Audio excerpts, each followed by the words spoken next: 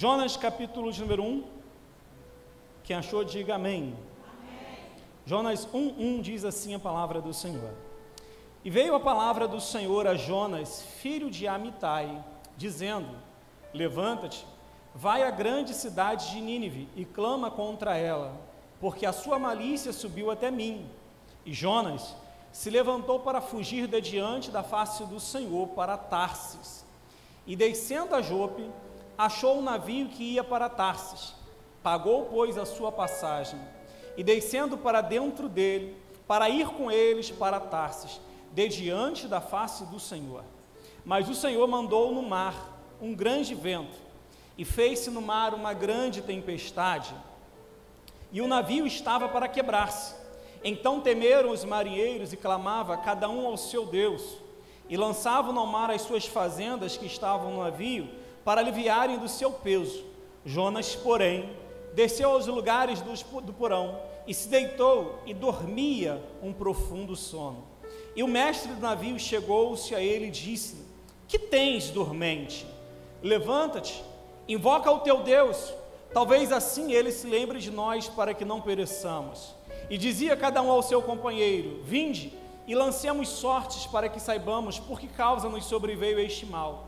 E lançaram sortes, e a sorte caiu sobre Jonas. Então lhe disseram: declara-nos tu agora, por que razão nos sobreveio este mal? Que ocupação é a tua? E de onde vens? E qual a tua terra? E de que povo és tu? E ele lhes disse: eu sou hebreu, e temo ao Senhor, o Deus do céu, que fez o mar e a terra. Então os homens se encheram de grande temor e lhe disseram: por que fizeste tu isso? Pois sabiam os homens que fugia de diante do Senhor, porque eu lhe tinha declarado. Disseram-lhe: que te faremos nós para que o mar se acalme? Porque o mar se elevava e engrossava cada vez mais. E ele lhes disse: levantai-me e lançai-me ao mar, e o mar se aquietará, porque eu sei que por minha causa vos sobreveio esta grande tempestade. Entretanto, os homens remavam, esforçando-se para alcançar a terra, mas não podiam, porque o mar ia se embravecendo cada vez mais contra eles. Amém? Curve sua cabeça e vamos orar e pedir a bênção do Senhor mais uma vez sobre esta palavra. Querido Deus e Pai amado, sou grato a Ti, Senhor Deus, pela Tua bondade, pelo Teu favor e a Tua graça com que nos envolves de uma maneira tão especial no culto dessa noite. Senhor Deus, eu quero Te agradecer, Senhor Deus, por essa oportunidade que temos tido de louvar e exaltar o Teu santo nome. E agora, Senhor Deus, aqui estamos diante de Ti, Senhor Deus, diante, Senhor Deus, da ministração da Tua palavra, a qual eu quero lhe pedir que Tu fale aos nossos corações segundo a Sua boa vontade. Ministra-nos, Senhor Deus, segundo o Teu querer, Senhor Deus. Comunica-nos, Senhor Deus, as verdades que deseja comunicar às nossas vidas. E permita-nos, Senhor Deus, que saiamos daqui edificados em Ti. É a oração que a Ti eu faço, em um nome de Jesus Cristo. Amém e amém. Sente glorificando ao nome do Senhor. E vamos nos atermos ao texto bíblico que ora nós lemos. Amém? O texto de Jonas é um texto que todos nós, assim, muito bem o conhecemos, porque fala de uma das passagens bíblicas que a maioria de nós, crentes aí, desde sempre, ouvimos nas escolas dominicais, ouvimos nas pregações, nos cultos, ouvimos em palestras e em diversos momentos especiais. Haja vista que o livro de Jonas é um livro que contém profundos ensinamentos bíblicos para a nossa vida. É um livro curto, apenas de 4 capítulos, mas no entanto que contém uma mensagem muito especial. E eu quero falar um pouco sobre este profeta, seu chamado, o compromisso que ele tinha com Deus, o compromisso que Deus tinha com ele, e sobretudo o porquê que Jonas, embora fosse um profeta de Deus, foi o único profeta na Bíblia Sagrada que ousou desobedecer ao Senhor. Jonas contém algumas particularidades especiais. Haja vista, o seu nome significa pombo. E se vocês vão lembrar, na Idade Média, A maioria dos correios daquela época eram realizados por pombo. Escrevia-se uma pequena mensagem de texto, colocava-se preso a pata do pombo e dispersava ele, e ele ia direcionado ao caminho, ao destino, ao objetivo, levando aquela mensagem oriunda para aquele destinatário, remetida por aquele remetente que o enviou.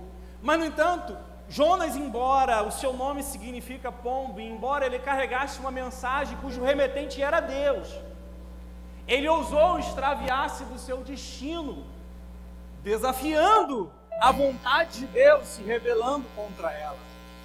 Ele morava num vilarejo do norte de Israel, ali próximo a Nazaré, chamado Gat-Jafé. A Bíblia vai dizer que ele viveu ali aproximadamente, o tempo que ele viveu, no ano 760 a.C., alguns anos antes do Reino do Norte cair sob o comando da Assíria. Era o período em que Jonas estava profetizando, um período em Israel em que as fronteiras se alargaram, o reino estava prosperando, e agora é sob o comando de Jeroboão II, um rei que não era temente a Deus, mas que por amor a Israel, o Senhor estava fazendo com que a nação prosperasse. E Jonas estava profetizando justamente nesse período, no período em que Israel estava vivendo um momento de grande prosperidade econômica e ampliando ali as suas fronteiras para todos os territórios outrora ainda não conquistados. O que eu acho interessante é que a Bíblia vai dizer que Jonas, ele está no Reino do Norte. E se você lembra muito bem, você que acompanha aqui conosco o panorama bíblico, sabe que as tribos de Israel, após a morte de Salomão, elas se dividiram. E 10 tribos ao norte seguiram a um homem chamado Jeroboão I, ficando apenas 2 tribos ao sul. E as 10 tribos ao norte tinham sua capital em Samaria. E Jonas pertencia ao Reino do Norte. Só que o que eu acho interessante é que quando o Senhor vai chamar para dar a ele uma mensagem para profetizar, o Senhor não direciona naquele momento para o seu reino, não direciona para a sua terra, não direciona para o seu rei, embora Jeroboão precisasse muito ouvir uma palavra da parte de Deus. Mas Deus dá a ele uma mensagem para ser entregue a Nínive, capital da Assíria. Uma nação poderosa, uma nação ali sanguinária, que por diversas vezes havia assaltado Israel, levado muitas pessoas cativas, destruídos, despojados, o povo de Jonas. Então a Assíria era um povo extremamente inimigo de Israel, e a capital da Síria era Nínive. Então nós vamos ver que Jonas, quando ele recebe a mensagem de Deus, ele entra num baita de um conflito existencial. Porque sendo ele hebreu, sendo ele pertencente a uma nação, por muitas vezes vítima desta nação da Síria, agora ele recebe da parte de Deus uma mensagem para comunicar a Nínive, a capital desse reino inimigo, a vontade de Deus para eles. E aí que nós vamos ver que Jonas vai fugir. O interessante do livro é justamente isso, porque o livro, ele mostra a soberania de Deus em mandar a natureza e a natureza obedecer imediatamente. Você vai ver no livro de Jonas que Deus manda Jonas ir pregar, mas Jonas é o único que recebe uma ordem direta de Deus no seu livro e desobedece. Porque Deus mandou o vento soprar sobre o mar e o mar ficou encapelado porque o vento obedeceu. Deus mandou um grande peixe engolir Jonas e o peixe obedeceu. Deus mandou o peixe vomitar Jonas na praia e o peixe obedeceu. Deus mandou uma boboreira crescer para fazer sombra em Jonas e a boboreira cresceu. Deus mandou um verme matar a boboreira que fazia sombra na cabeça de Jonas e o verme obedeceu. Deus mandou um vento oriental soprar na testa de Jonas e o vento soprou. E todas as ordens dadas por Deus no livro, Jonas, ele foi o único que desobedeceu, que contrariou a soberania divina. Ele foi o primeiro profeta, nos termos do Antigo Testamento, a ser um missionário transcultural, internacional, que fora pregar para uma nação que não era da nação deles. Mas também foi o primeiro profeta a desobedecer uma ordem direta de Deus. E é aí que nós vamos entrar aqui no texto dele, que nós lemos aí, aonde diz assim: veio a palavra do Senhor a Jonas. Eu gostaria que você acompanhasse aí, que nós vamos fazer quase que a leitura do texto completo do livro. Filho de Amitai, dizendo: levanta e vai à cidade de Nínive e clama contra ela, porque a sua malícia subiu até mim. Deus estava indignado com os ninivitas. Era uma nação extremamente cruel. Só que, no entanto, era uma nação que era um instrumento de Deus para flagelo das nações ímpias. Quando você for ver, quando a Síria for tentar contra o reino de Judá, que Senaqueribe, ele manda Rabsaque afrontar ali o rei Ezequias, e ele manda aquela carta dizendo, falando contra Deus, ele ousou dizer o seguinte: olha, quais dos povos do mundo puderam subsistir perante o rei Senaqueribe? Ninguém. Nenhum dos deuses de nenhuma das nações ousou prevalecer ou ajudou as suas nações contra o nosso exército, e assim Deus não fará por vocês. Era uma nação extremamente arrogante e afrontosa contra Deus. Era uma nação que estava passando como um tanque de um exército, como um rolo compressor contra todas as nações pequenas, porque achava-se que eles eram quem podiam. Só que, no entanto, Deus falou o seguinte para eles: olha, não sabeis vocês que desde antes eu os havia levantado para ser instrumento meu contra as nações ímpias? E agora vocês vêm dizer que é o meu braço que conseguiu isso? Por isso assim diz o Senhor: eu vos porei um anzol no vosso nariz e vos arredarei das minhas terras para longe de mim. E aí você vai lembrar que Deus mandou um anjo e 183 mil soldados foram desbaratados da Síria. Porque era uma nação extremamente arrogante, uma nação que qualquer israelita que se prestava odiaria e desejaria a morte deste povo. E Jonas não era diferente. Só que Deus então vai pegar e vai falar com ele: ó, levanta e vai à grande cidade de Nínive e clama contra ela, porque a sua malícia subiu até mim. Essa expressão bíblica, a sua malícia subiu até mim, só é recordada na Bíblia Sagrada quando Deus falou acerca de Sodoma e Gomorra. Quando Deus falou o seguinte, ó: os pecados de Sodoma e Gomorra se engrossaram e a sua malícia subiu até as minhas narinas. Desçamos e vejamos o que esses homens andam fazendo nessa cidade, porque o seu pecado tem fedido nos altos céus. Essa expressão que Deus está usando para falar de Nínive só foi usada na Bíblia Sagrada para falar de Sodoma, por isso que a sentença seria a mesma. A sentença defragada por Deus, dada como mensagem a Jonas, seria: em 40 dias Nínive será subvertida, será totalmente destruída.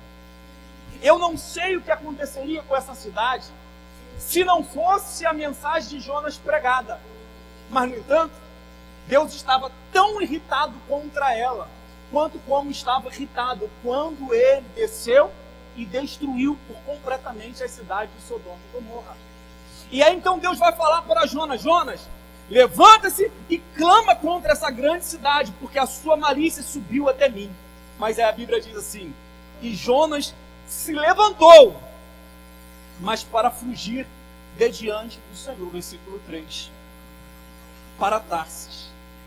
E descendo a Jope, achou um navio que ia para Tarsis. Pagou, pois, a sua passagem e desceu para dentro dele, para ir com eles para Tarsis, de diante da face do Senhor. O que eu quero salientar aqui, uma coisa muito interessante, é que Deus está dando uma ordem a Jonas para ele ir para Nínive. Nínive ficava no extremo oriente de Israel. Ou seja, Nínive ficava para a direita. Jonas pega, desce e vai para Jope, para o porto do mar Mediterrâneo, e pega um navio para ir para Tarsis, que ficava no sul da Espanha, que até aquele momento era o extremo do mundo conhecido, porque a América até aquele momento não havia sido descoberta. Foi descoberta ali no ano 1492, depois o Brasil ali no ano 1500. Então, quando Jonas vai para Tarsis, no sul da Espanha, ele está indo para o último território habitado conhecido pelo homem. Ele, em outras palavras, estava indo para os confins da terra, para tentar fugir de diante da face do Senhor. E isso é uma loucura, porque olha que uma coisa interessante que diz aí o texto que nós lemos: e tendo descido a Jope, achou um navio que ia para Tarsis, pagou, pois, a sua passagem e embarcou nele. Tem uma frase que o reverendo Hernandes Dias Lopes diz, que é uma grande verdade, onde ele diz assim: quando o homem decide navegar para longe de Deus, o diabo tem sempre um navio preparado. Todas as vezes que nós nos levantamos para tentar sairmos da presença de Deus, para tentar ir para longe do propósito que Deus tem para conosco, para tentar fugir ao chamado que Deus tem para com a nossa vida, para entrarmos num estado de desobediência a uma ordenância bíblica direta, para nós, o diabo tem sempre um caminho ou então um veículo preparado para te levar para longe do Senhor. Jonas encontrou um navio naquele momento em Jope que estava partindo para Tarsis. Não era um navio aonde transportavam passageiros, não, era um navio cargueiro. Tarsis, na Bíblia Sagrada, é um local portuário onde os navios eram ali preparados, produzidos, e ia para todo o mundo conhecido daquela época. Jonas encontrou um navio que naquele momento estava retornando para Tarsis, e ele pagou a sua passagem e entrou para dentro do navio e foi para longe. Note você aqui no texto sagrado: Jonas pagou a passagem para fugir de diante do Senhor. Jonas pagou a sua passagem para ver o que daria se ele saísse diante de Deus e desobedecesse uma palavra, uma ordem direta. Jonas está nesse momento aqui pagando para ver o que vai dar com ele, o que vai acontecer na sua vida se ele desobedecer a palavra de Deus. E sabe qual é o problema? É que muitos de nós, à semelhança de Jonas, nós estamos muitas vezes em conflito com a palavra de Deus, em conflito com os princípios bíblicos que deveriam nortear a nossa vida, em conflito com o chamado de Deus para conosco, e com isso nós entramos num estado de desobediência e optamos, de maneira intencional, pagar para ver no que vai dar. Isso parece muito irresponsável da nossa parte e contra os princípios da palavra do Senhor, de maneira direta, intencional e deliberada. É complicado porque quando nós estamos nesse estado de desobediência, nós não queremos ouvir a voz nem da razão e nem da voz da experiência. Um exemplo claro disso, você vai ver, o pai fala para a filha: olha, não casa com esse rapaz, porque senão você vai acabar apanhando na cara. A filha vai lá, apaixonada do jeito que está, casa e apanha.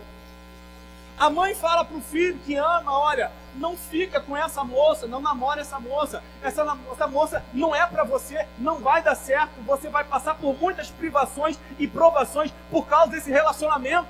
Mas, no entanto, ele pega e fecha os seus ouvidos, endurece a sua cerviz, e endurece o seu coração, e faz, e paga para ver. O pastor orienta: não entra por esse caminho, porque isso aí não vai dar certo. E a pessoa deliberadamente ignora a voz da experiência daqueles que lhe querem bem, para dar vez e voz às suas próprias vontades, às suas próprias concupiscências, à sua própria carnalidade. Quando a pessoa está decidida a dar a voz das suas vontades pessoais, aos seus caprichos e às suas vontades carnais, conselho de mãe: não é aceito. Conselho de pai é ignorado. Aconselhamento pastoral não serve para nada. E as pessoas que amam essa pessoa, que lhe desejam bem, que não querem ver o seu mal, falam, mas os seus ouvidos estão agravados. Porque nem o Espírito Santo falando no seu interior, ele consegue dar ouvidos, porque ele só quer dar vez e voz à sua voz da carne. Quando quebramos princípio, a próxima coisa que nós vamos quebrar é a nossa cara. Jonas decidiu pagar para ver. Desceu para Jope, foi até o navio que estava indo para Tarsis, pagou a sua passagem para poder ir com ele para Tarsis, para longe da presença do Senhor. Diz aí o texto, Jonas estava querendo fugir da presença do Senhor. Gente, nós vamos ver no texto ali que não estamos falando de um profeta imaturo, de um jovem simplesmente inexperiente, que não conhecia o seu Deus. Nós estamos falando de alguém que tem experiências sobrenaturais com Deus, que conhece o Deus a qual serve. Mas, no entanto, por causa dos seus conflitos pessoais, por causa dos seus caprichos pessoais, ele está decidindo desobedecer a Deus e ir para longe do seu propósito, ir para longe do seu chamado, ir para longe da onde Deus havia lhe direcionado. Ele está indo para Tarsis, para fugir da presença do Senhor.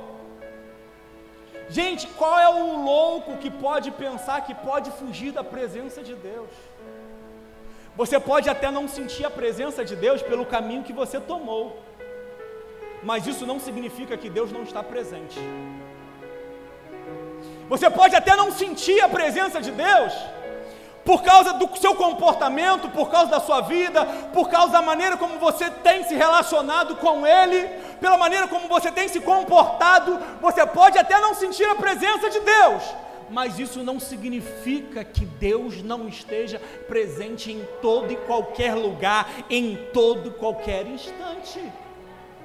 O Salmo de número 139, que fala sobre a onisciência, que canta sobre a onipotência e a onipresença de Deus, Davi ele vai declarar o seguinte, quando diz assim, olha, para onde eu irei do teu espírito? Ou para onde eu fugirei da tua face? Se eu subir ao céu, lá tu estás. Se fizer no Seol a minha cama, eis que ali também estás. Se eu tomar as asas da alva e habitar na extremidade do mar, até ali a tua mão me guiará e a tua destra me susterá. Se eu disser de certo, as trevas me encobrirão, de modo que a noite será luz à roda de mim, nem ainda as trevas me escondem de ti. Mas a noite resplandece como o dia, e as trevas e a luz são para ti como se fosse a mesma coisa. Não tem como nós fugirmos da presença de Deus. Jonas ele pagou para entrar no navio. Entrando no navio, ele foi para o porão do navio, imaginando que Deus não encontraria lá. Eu quero lhe dizer que não há um lugar em que nós possamos escapar dos olhos do nosso Deus. Não há um lugar que nós possamos escapar aos olhos do nosso Deus. Querido, não deixe o diabo enganar o seu coração e imaginar que você é distante de tudo e de todos, você está distante dos olhos de Deus. Não está, não está. Quando nós muitas vezes estamos longe de casa, longe dos olhos dos nossos conhecidos, bate aquele sentimento de impunidade, de que se nós fizermos qualquer coisa de errado ali, ninguém vai saber, ninguém vai tomar conhecimento, nós não vamos ter que prestar conta daquilo para ninguém. Mas no entanto eu quero lhe dizer que aos olhos dos homens você pode estar escondido, mas você não está escondido aos olhos de Deus. A Bíblia diz que todas as coisas estão patentes e ocultas aos olhos daqueles a qual nós haveremos de prestar conta. A Bíblia diz que os olhos do Senhor são como chamas de fogo a passear sobre a terra e a atentar sobre as obras dos filhos dos homens. Ninguém escapa aos olhos do Senhor. E Jonas imaginou que fosse escapar. Ei. E o que eu acho interessante no texto é que o motivo dessa resistência de Jonas em cumprir uma ordem de Deus, levando ele a um estado de desobediência direta, não foi por falta de conhecimento. Preste muita atenção nisso. Não foi por falta de conhecimento acerca do Deus a qual ele servia. Pelo contrário, Jonas muito bem conhecia o Deus a qual ele servia.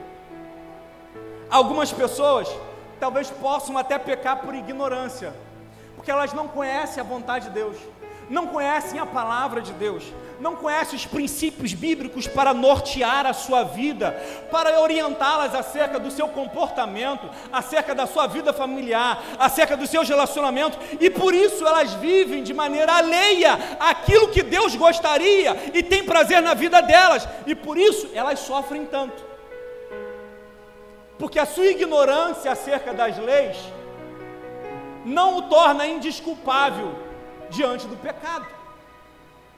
O fato de você não conhecer sobre o princípio da lei da gravidade não impedirá de você quebrar a cara se você pular de um prédio. O fato de você desconhecer as leis de Deus não impedirá de você sofrer as consequências por você desobedecê-las. Os pecados que cometemos na nossa ignorância não nos tornam indesculpáveis diante do Senhor, até porque nós somos responsáveis por tudo aquilo que fazemos. Mas Deus, sabe o que ele diz em Atos 17, 30 e 31? Que não levando em conta o tempo da ignorância, Ele anuncia agora a todos os homens em todo lugar que se arrependam. Porquanto Ele já tem determinado um dia em que com justiça há de julgar o mundo, por meio de um varão a qual já destinou, isso é, Jesus Cristo. E disso Ele deu certeza diante de todos, ressuscitando dentre os mortos. Ei, Deus, Ele sabe da ignorância, mas no entanto, Ele está dizendo, olha, ainda assim, arrependam-se dos seus pecados, porque sabendo ou não sabendo, Jesus Cristo vem para julgar esse mundo, e Ele vai julgar com justa justiça, e todos nós somos indesculpáveis diante dEle. Mas diferente das pessoas que não conhecem a vontade de Deus, Jonas bem conhecia.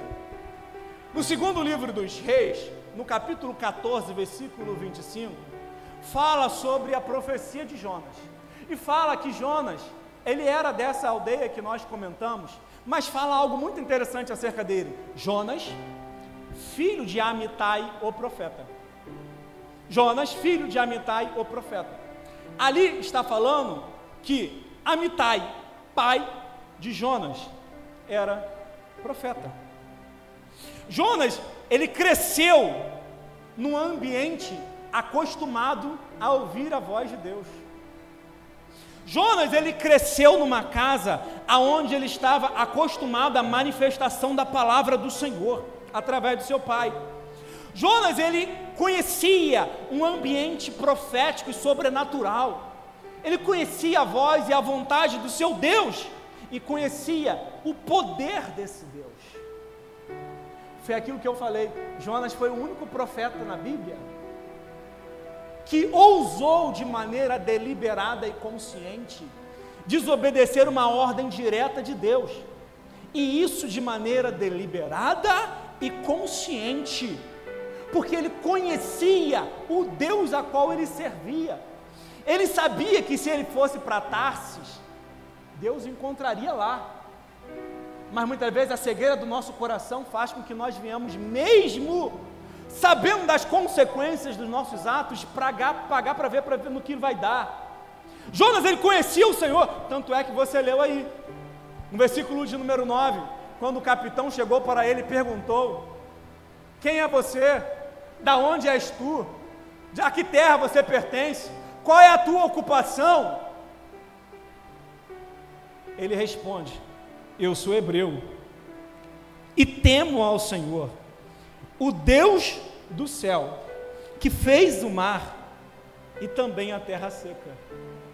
Jonas sabia quem ele servia,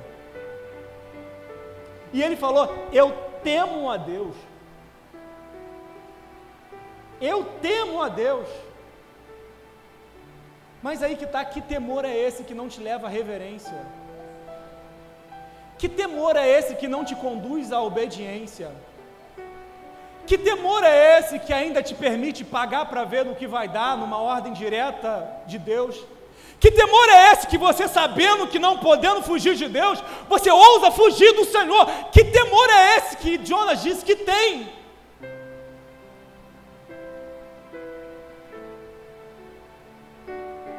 Temo ao Senhor, o Deus que fez a terra e também o mar. Jonas não somente conhecia o poder de Deus, Jonas também conhecia o caráter desse Deus. Conhecer o poder é uma coisa, conhecer o caráter fala de intimidade.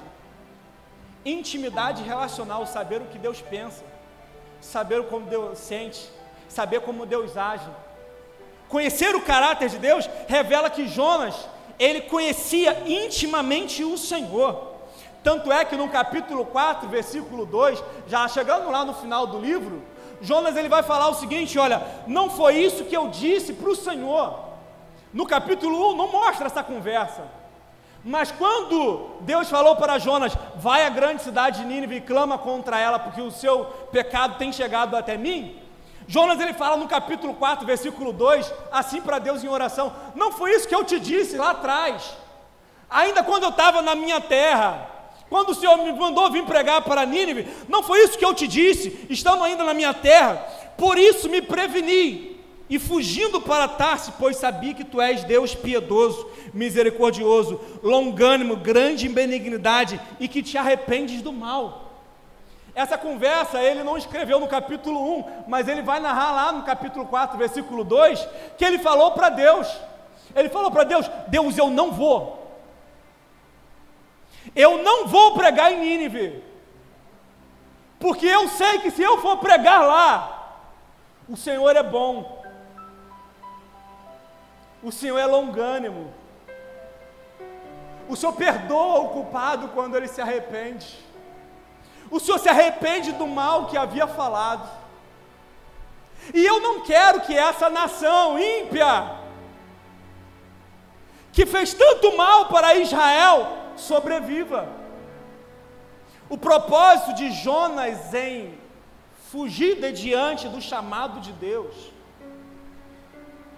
não era por medo dos ninivitas, não foi por isso. O propósito de Jonas fugir de diante do Senhor é que ele queria sabotar os planos de Deus para o seu próprio povo. Aí você tem que estudar panorama bíblico com a gente. E aí você vai ver lá em Amós capítulo 3, versículo 11, que Deus falou o seguinte: contemporâneo de Jonas foi Amós, no reino do norte, e profetizando para o reino do norte, Deus disse: olha, eu vou levantar a nação da Síria, que vai vir contra Israel, e vai executar o meu juízo sobre o meu povo, porque eles prevaricaram contra mim e me desobedeceram. Amós havia profetizado, e contemporâneo de Amós era Jonas, que conhecia essa profecia e falou o seguinte: se eu não for para Nínive pregar, Deus vai executar o juízo nessa nação, e a profecia de Amós não vai se cumprir. Nínive não vai destruir Samaria, a Síria não vai destruir Israel.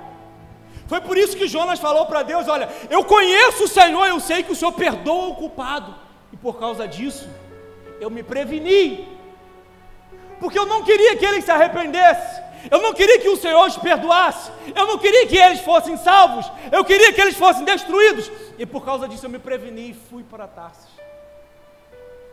Jonas conhecia muito bem o Deus a qual ele servia, e mesmo sabendo que ele não poderia fugir da vontade de Deus, ele optou por pagar para ver.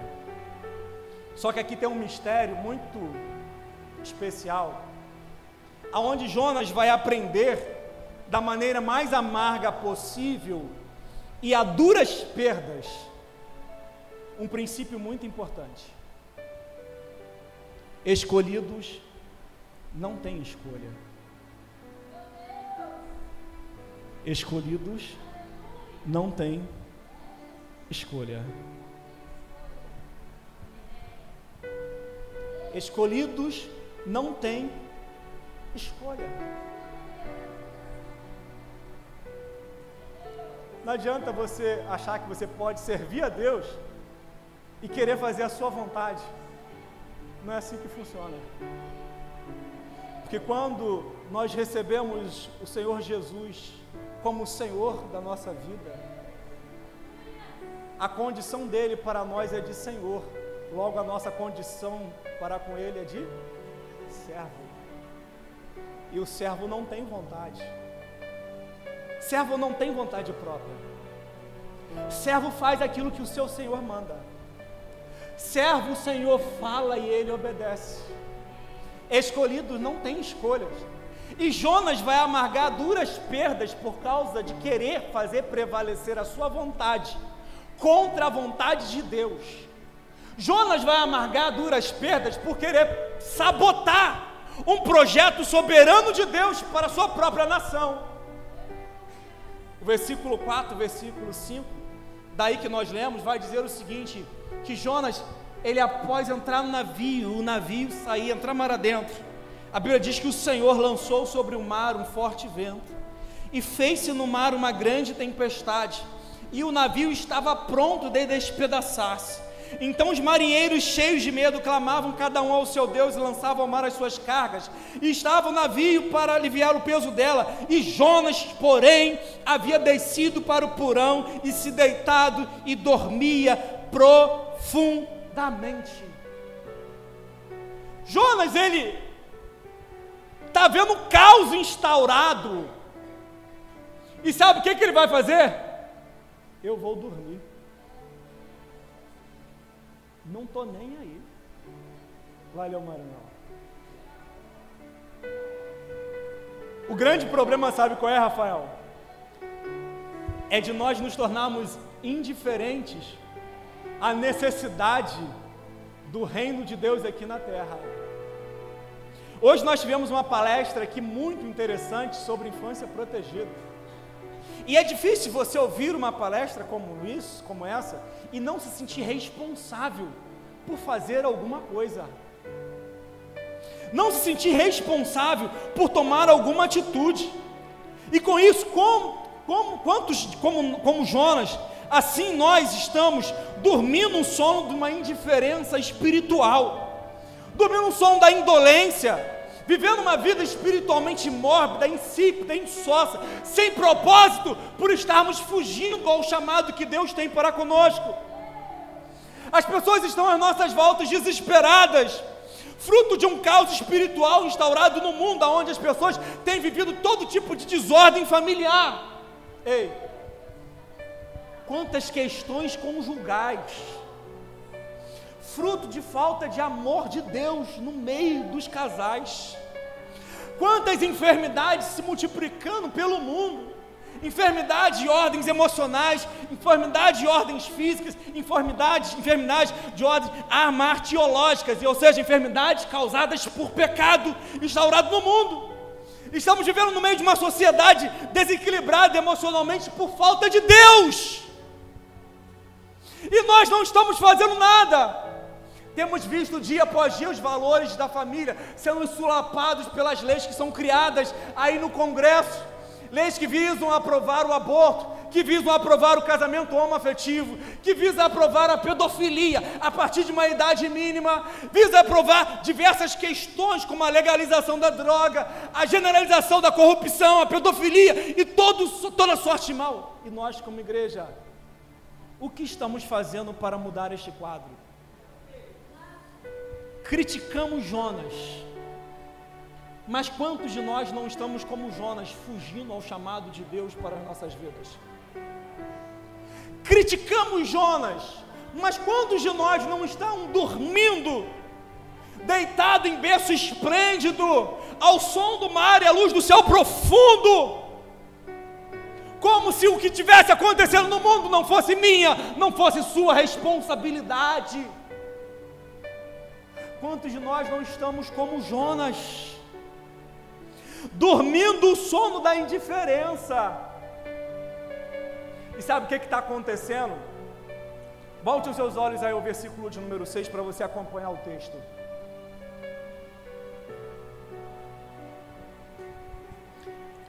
O mestre do navio chegou-se a ele e disse-lhe: que tens tu dormente?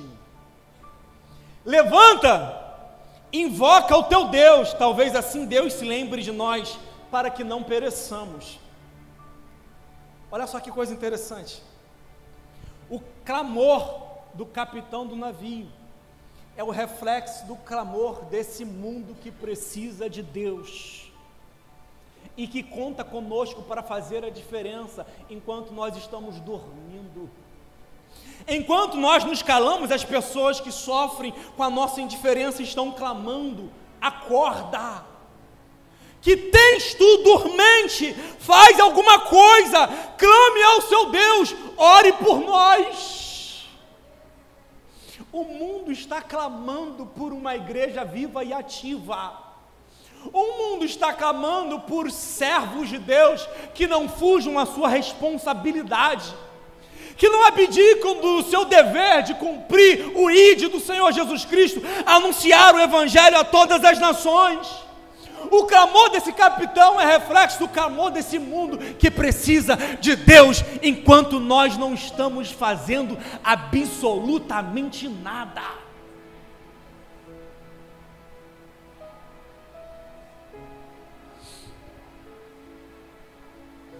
E achamos que estamos fazendo muita coisa, vindo num culto de domingo à noite. E achamos que somos demais, porque entregamos o nosso dízimo todo mês. Achamos que estamos fazendo muito, com tão pouco. Embora Deus já tenha feito tudo por nós. O capitão daquele navio acordou a Jonas, mandou que ele clamasse ao seu Deus, e Jonas não clamou. E também não disse o porquê. Então lançaram sortes e a sorte caiu sobre Jonas. E aí falaram com ele: olha, o que tu fizeste? Da onde és tu? De que terra és você? A qual povo te pertence? Foi a resposta que ele deu, onde ele diz: sou hebreu e temo a Deus do céu, que fez o céu e a terra. Quando Jonas falou isso no versículo 9, diz aí o versículo 10: então os homens se encheram de grande temor e lhe disseram: por que fizeste tu isso? Pois sabiam os homens que fugiam de diante do Senhor, porque ele lhe tinha declarado. Gente, quem está falando aqui é um ímpio, alguém que não conhece o Deus de Jonas, alguém que Jonas falou o seguinte: olha, eu estou fugindo da presença do Senhor, e eu sirvo ao Deus do céu, que fez a terra e o mar. Quando ele falou aquilo, ele falou assim: cara, tu é louco, como é que você faz uma coisa dessa? Como é que você vai fugir do seu Deus? Como é que você vai fugir da sua responsabilidade profética? Como é que você vai fugir da sua responsabilidade de pregar? Como é que você vai desobedecer uma ordem direta de Deus? Porque olha, o que nos aconteceu por haver vendido nós uma passagem para você? Sabe de uma coisa? Um homem e uma mulher de Deus, no centro da vontade de Deus, cumprindo o seu chamado, ele é bênção aonde ele for. Mas um homem e uma mulher de Deus, fugindo da vontade de Deus, ele é prova e perturbação aonde ele chegar. Ele não deixou de ser homem nem mulher de Deus, mas por estar fora da rota da vontade de Deus para a sua vida, aonde ele chega, ele causa perturbação para os outros. Por causa de um Jonas, um navio estava pronto de naufragar. Por causa de um Jonas, aqueles marinheiros que não tinham nada a ver com a história, estavam perdendo os seus bens, as suas fazendas, as suas propriedades, por causa de um Jonas. Um navio cargueiro estava quase indo a pique. Foi assim que aconteceu com Israel. No tempo em que eles conquistaram Jericó, o Senhor falou: olha, tudo que tiver em Jericó de precioso vai ser remanejado para o templo. Um homem, por nome de Acã, pegou uma barra de ouro, uma capa, e escondeu. E a Bíblia diz que por causa do pecado de Acã, 30 soldados perderam a vida quando pelejaram contra uma cidade pequenininha chamada Ai. Por causa do pecado de Acã, 30 soldados perderam a vida e eles não tinham nada a ver com isso. Mas sabe qual o grande problema? É que quando você faz parte de um corpo, ainda que você seja um membro, todo o corpo sofre por sua causa. Um Acã, um Jonas, está colocando a perder a equipe na qual ele está inserido. E sabe qual é o grande problema? É que, muitas das vezes, por estarmos negligenciando a vontade de Deus, as pessoas que estão à nossa volta, elas vão pagar o preço juntamente conosco. Por isso é tão importante nós sabermos quem nós deixamos entrar na nossa vida, quem nós deixamos entrar na nossa empresa, quem nós deixamos entrar na nossa equipe. Ah, ele é homem de Deus, ele é mulher de Deus, mas ele está fazendo a vontade de Deus para ele? Porque se a vontade de Deus para ele não for aqui ele não vai ser profeta. Jonas é profeta para Nínive, mas não é profeta para o navio. Jonas é profeta para Nínive, mas no navio que seguia para Tarsis, ele é perturbação. Por isso que os marinheiros, eles falaram o seguinte: olha, o que faremos a ti para que possamos impedir que esse mar continue a nos destruir? E Jonas falou o seguinte: olha, já que a culpa é minha, versículo de número 11, versículo 12, levantai-me e lançai-me ao mar, e o mar se aquietará, porque eu bem sei que por minha causa vos sobreveio essa grande tempestade. Jonas, ele estava consciente de que o problema era ele. Mas sabe qual é o problema? É que ele falou o seguinte: olha, vocês deixaram eu entrar, agora vocês vão ter que me tirar. Não podia ele, sabendo que ele era responsável, se lançar ao mar? Não era o óbvio, não era o correto, não era o coerente a fazer?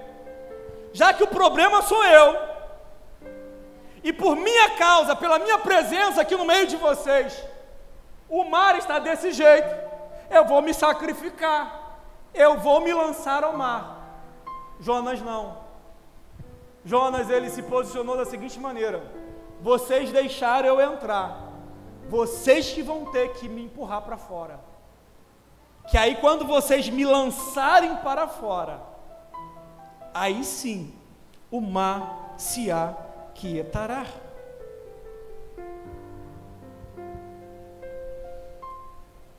E aí continua a história. Jonas foi lançado para fora, o mar imediatamente se aquietou. E o que é mais interessante é que naquele momento em que o mar se aquieta, os tripulantes daquele navio, a Bíblia diz assim, versículo 16: Temeram, pois, estes homens ao Senhor com grande temor, e ofereceram-lhe sacrifício, e fizeram-lhe votos. Jonas era um profeta fora da rota da vontade de Deus, mas por causa do testemunho que ele deu do Deus a qual ele servia, os homens daquele navio foram para casas com as suas vidas transformadas, porque outrora eles oravam aos seus deuses, mas por verem o agir sobrenatural de Deus na vida de Jonas, eles temeram ao Senhor com grande temor, sacrificaram a Deus e lhe fizeram voto, talvez o voto semelhante a daquele capitão Naamã fez diante de Eliseu: olha, nunca mais eu me prostrarei diante de outro Deus, senão o Deus de Israel. Mesmo fora da rota da vontade de Deus, Deus ainda continuou usando o seu servo para dar testemunho do Deus a qual ele servia, para aqueles que não tinham conhecimento do Deus a qual ele temia.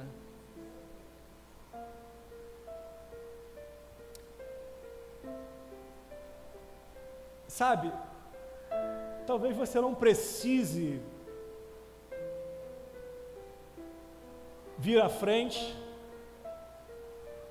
se arrepender, pedir perdão a Deus, renovar seus votos, nada disso. Sabe o que precisa você fazer? Senhor, permita eu voltar para o centro da sua vontade. Permita, Senhor Deus, me realinhar com o seu propósito para a minha vida. Permita, Senhor Deus, que eu venha fazer aquilo que te apraz novamente. Permita, Senhor Deus, eu te servir como eu te servia antes. Permita eu ter experiências sobrenaturais como eu tinha contigo. Não precisa que a tempestade venha para poder te realinhar novamente, mas toda tempestade na vida de um homem e de uma mulher de Deus é um apelo amoroso de Deus para realinhar ele novamente ao propósito do Senhor para a sua vida. Às vezes nós não entendemos por que coisas acontecem na nossa vida.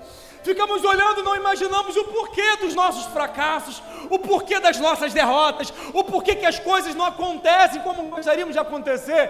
Talvez, por algum momento, você tenha se desalinhado do propósito de Deus para a sua vida. E Deus está te chamando através dessa tempestade: volta para o caminho que você estava antes. Volta para o caminho que eu designei para você. Volta para o centro da minha vontade, volta novamente para a rota que eu havia te orientado, volta para cumprir o chamado que eu tenho ainda com você. Deixa eu caminhar para terminar. Você conhece a história? Jonas foi lançado ao mar, e a Bíblia diz que Deus ordenou um grande peixe que engolisse a Jonas. Há muita especulação acerca que peixe seria esse, óbvio, não era um peixe comum. A Bíblia fala numa baleia, mas as expressões bíblicas daquela época de simples pescadores que não conheciam cientificamente os grandes monstros, os grandes animais marinhos, eles talvez não pudessem dizer aí claramente que tipo de animal é.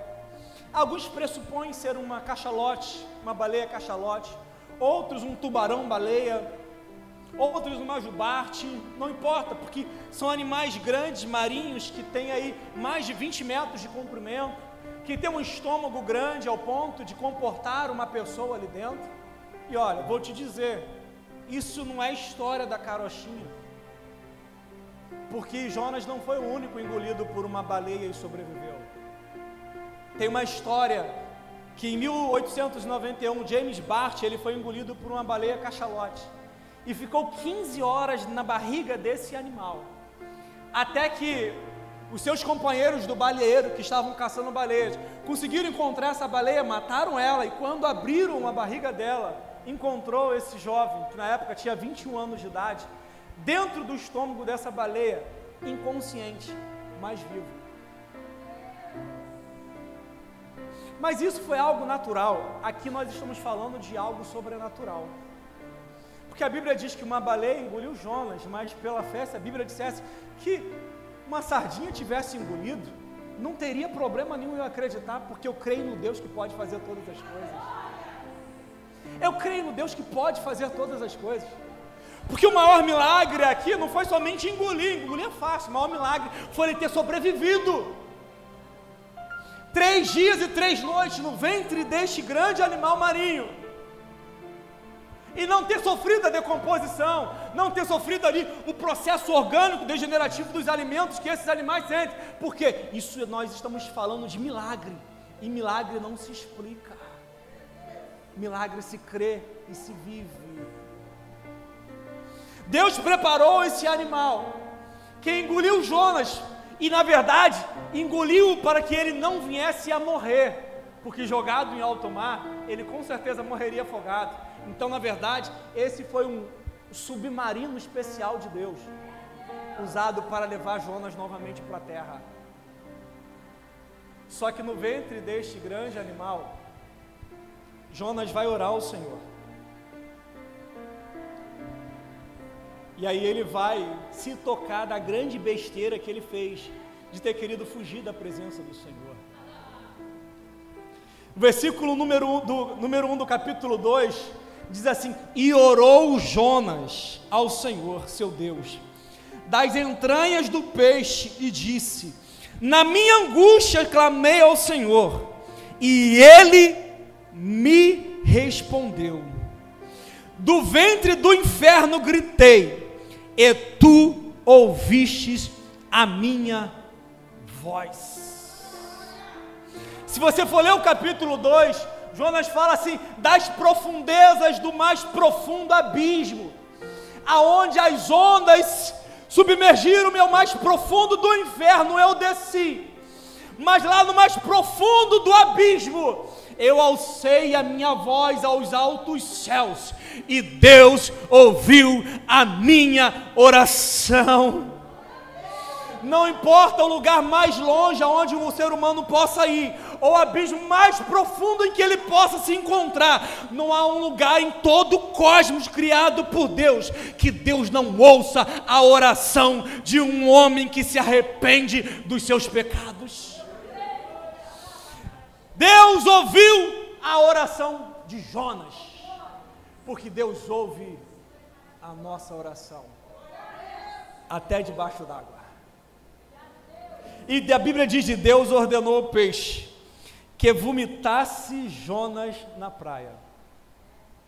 Aqui está um segredo muito especial, sabe por quê? O peixe não levou Jonas até Nínive. O peixe devolveu Jonas para a praia próxima a Jope. E Jonas teve que refazer todo o percurso de novo. Note no capítulo 3, no versículo 1, que aí diz assim o texto sagrado: e veio a palavra do Senhor pela segunda vez a Jonas dizendo: levanta-te e vai à grande cidade de Nínive e prega contra ela a pregação que eu te disse antes. Sabe de uma coisa muito importante aqui? Deus não mudou o coração de Jonas, mas também não mudou o seu propósito. A soberania de Deus aqui não está em mudar o coração. Não estamos falando aqui de conversão, salvação, estamos falando aqui de propósito para quem já é salvo.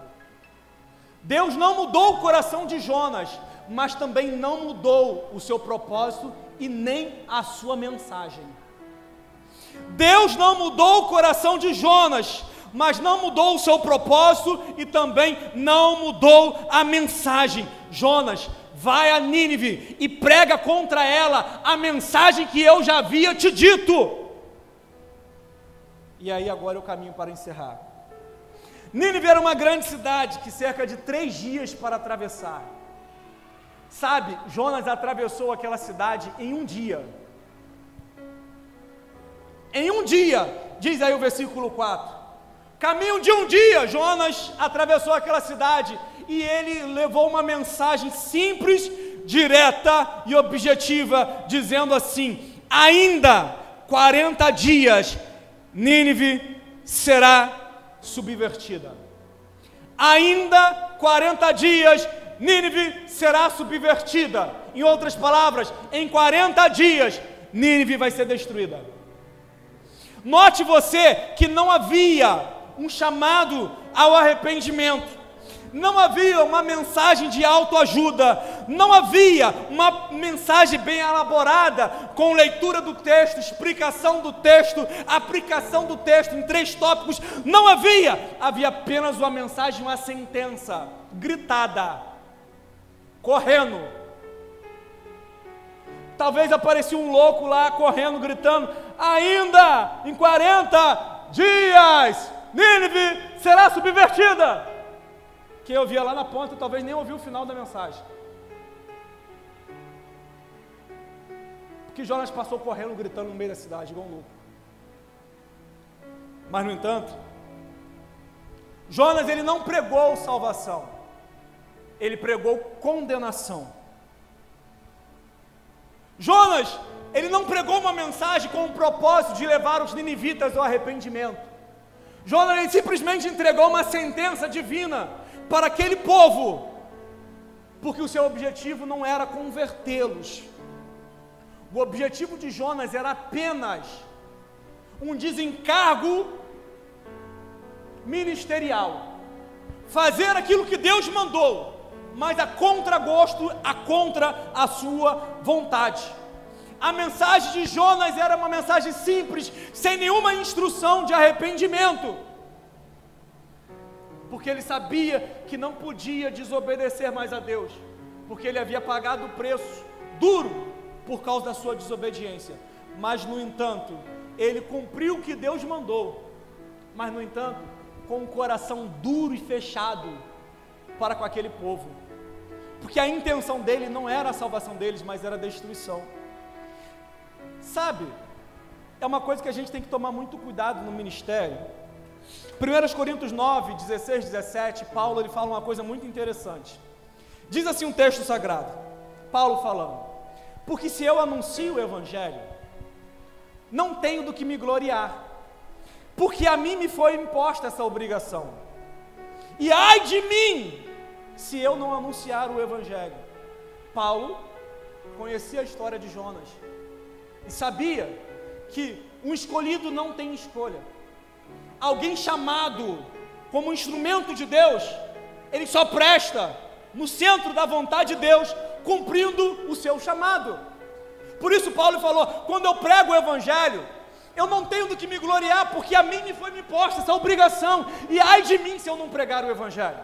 Mas ele, contudo, ele esclarece uma coisa aqui no final: mas por isso, se faço de boa mente, ou seja, de boa vontade, eu tenho galardão. Mas se eu faço de má vontade, eu apenas cumpro aquilo que eu fui obrigado, mas não tenho nenhuma recompensa. O que Jonas fez foi a contragosto, foi contra a sua vontade, fez por cumprir uma obrigação ministerial, mas não porque ele queria a salvação dos ninivitas. Não. Isso que Jonas fez não lhe trouxe satisfação, pelo contrário, lhe trouxe muito desgosto na sua alma, ao ponto de ele pedir a morte por ver os ninivitas se converterem. Foi o único que se desgostou pelo próprio sucesso. Ele pregou uma mensagem simples, com 6 sentenças, ali 6 palavras. O resultado foi que toda Nínive se converteu ao Senhor. E quando Jonas viu isso, ele se desgostou a tal ponto que ele pediu a morte para si. Sabe por quê? Porque ele não queria a conversão dessa cidade. Mas, no entanto, a palavra de Deus nunca volta vazia. A palavra de Deus sempre cumpre aquilo pelo qual ela foi enviada. Às vezes nós achamos que não está fazendo efeito nenhum, mas no entanto Deus está trabalhando. Às vezes nós olhamos e acreditamos, olha, as coisas não estão acontecendo como eu gostaria que estivesse acontecendo. Fique tranquilo, Deus está trabalhando. Jonas pregou de má vontade, mas a palavra de Deus fez um efeito altamente produtivo naquela cidade, ao ponto de todos os ninivitas se converterem, porque quando o rei ficou sabendo que passou um doido gritando no meio da cidade, dizendo que Nínive haveria de ser subvertida, e esse doido passou 3 dias e 3 noites dentro do ventre de peixe, e Deus o tirou com vida de lá, ele falou assim, olha, o Deus a qual esse doido serve, provavelmente ele é o Deus verdadeiro. Então todos em Nínive está decretado que se arrependam das suas más obras, coloquem pano de saco e cinza sobre as suas cabeças e vamos jejuar. Quem sabe Deus não se arrepende do mal que ele havia dito que haveria de fazer contra nós. E aí aqui eu quero aplicar o texto e assim encerrar. Em primeiro lugar, ao ver a história do livro de Jonas, eu chego à seguinte compreensão: Deus não tem filhos prediletos. Deus, ele não tem filhos prediletos. Jonas, ele era nacionalista, acreditava que o Deus de Israel era exclusivo de Israel e por isso ele não poderia ser pregado às demais nações. Deus não tem filhos prediletos. Pedro, quando ele chegou na casa de Cornélio e foi ali pregar para Cornélio, ele falou o seguinte, olha, reconheço por verdade que Deus não faz acepção de pessoas, mas o que lhe é agradável e o que ele quer em qualquer nação que teme o Senhor e assim faz o que é justo. Deus não tem filho predileto. Davi vai dizer no Salmo 51:17, a um coração contrito e compungido Deus não rejeita. Segundo lugar, a salvação é franqueada a todos, mediante a pregação do Evangelho da Graça. A salvação, ela é franqueada a todos, mediante a pregação do Evangelho da Graça. Romanos 10, 8, 12, vai dizer o seguinte, que diz a Escritura? A palavra está junto de ti, na tua boca, no teu coração, porque essa é a palavra de fé que temos pregado, a saber, se com tua boca confessares ao Senhor Jesus, e o seu coração creres que Deus ressuscitou dentre os mortos, serás salvo, visto que com o coração se crê para a justiça, com a boca se faz confissão para a salvação, porque como diz a Escritura, todo aquele que invocar o nome do Senhor e nele crer não será confundido, porque não há diferença entre judeu e grego, porque um mesmo é o Senhor de todos, rico para com todos os que o invocam. A salvação, ela é universal e é franqueada a todos mediante a graça. Terceira aplicação, a salvação é uma obra da graça de Deus, única e exclusiva de Deus. Jonas 1,9 diz assim, ao Senhor pertence a salvação. Entretanto, quando somos salvos, o fruto verdadeiro do arrependimento é demonstrado através da mudança das nossas obras. Versículo de número 10 diz assim, do capítulo 3, e Deus viu a obra deles, como se converteram do seu mau caminho, e Deus se arrependeu do mal que tinha dito que faria e não fez. Salvação não é pelas obras, é pela graça mediante a fé, mas quem é salvo tem obras que mostram que ele foi salvo por Jesus Cristo. Quem é salvo tem comportamento de salvo, quem é salvo demonstra as virtudes de salvo, quem é salvo demonstra frutos de que foi salvo. E assim eu encerro. Quarta aplicação, Deus nunca executa o seu juízo sem que primeiro anuncie a sua misericórdia. Deus nunca executa o juízo sem que primeiro anuncie a sua misericórdia. Quando o Senhor Jesus Cristo falou para aquela igreja em Apocalipse, acerca daquela mulher intitulada Jezabel, Jesus falou o seguinte: olha, eu dei-lhe tempo para que ela se arrependesse, mas ela não quer se arrepender. Por isso eu a colocarei no leito, matarei os seus filhos, e todas as igrejas saberão que eu sou aquele que sonda rins e coração. Deus nunca executa o juízo sem que antes anuncie a sua misericórdia. Jesus Cristo falou em Mateus 12, 39 e 42, acerca do sinal de Jonas. Ele disse o seguinte: uma geração má e adúltera pede um sinal, porém não lhe dará outro sinal, senão o sinal do profeta Jonas. Pois como Jonas esteve 3 dias e 3 noites no ventre de uma baleia, assim estará o Filho do Homem 3 dias e 3 noites no seio da terra.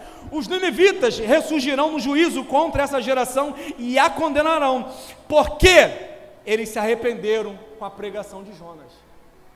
Jesus Cristo está falando acerca de Jerusalém, o seu povo, pelo qual ele veio para o que eram os seus, e os seus não o receberam. Jesus Cristo estava falando o seguinte: olha, vocês pedem um sinal de que eu sou o verdadeiro Filho de Deus, de que eu vim para a salvação vossa. Eu não lhes darei nenhum outro sinal, a não ser o sinal do profeta Jonas. Pois assim como Jonas esteve 3 dias e 3 noites no ventre de uma baleia, assim o Filho do Homem há de ressuscitar após estar 3 dias e 3 noites no ventre da terra. A ressurreição de nosso Senhor Jesus Cristo mostra que Ele é o único que pode nos salvar. Eu convido o grupo de louvor a estar aqui à frente, e eu convido a igreja a ficar de pé nesse momento.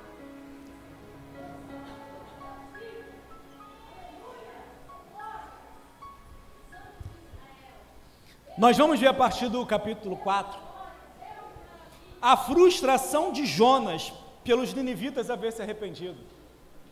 E aí ele vai falar com Deus: Deus, não foi isso que eu te disse quando ainda estava na minha terra, de que o Senhor é bom, que o Senhor perdoa o pior dos pecadores, que o Senhor se arrepende do mal, que o Senhor franqueia a salvação para todos, livre e deliberadamente, que todos que se arrependem e que se voltam para ti, o Senhor os salva. Não foi isso que eu havia dito? Por isso que eu me preveni e saí. Jonas, por ser um profeta nacionalista, ele achava que a salvação não caberia a uma nação tão sanguinária e má como a Síria. Mas, no entanto, a graça de Deus, ela mostra que o pior dos pecadores pode ser alcançada pelo amor divino. Não existe um pecado tão grande que Deus não possa te perdoar quando você genuinamente se arrepende. O diabo pode te acusar e dizer que talvez você não valha nada para Deus. Isso é uma mentira, um engodo do diabo. Porque por você Jesus Cristo morreu na cruz do Calvário. Por você um alto preço foi pago, e o preço de sangue. E o sangue de Jesus Cristo, ele nos purifica. E a Bíblia diz, de todo o pecado. De todo o pecado. A graça do Senhor Jesus Cristo, ela demonstra que o pior dos pecadores pode se tornar o maior dos adoradores.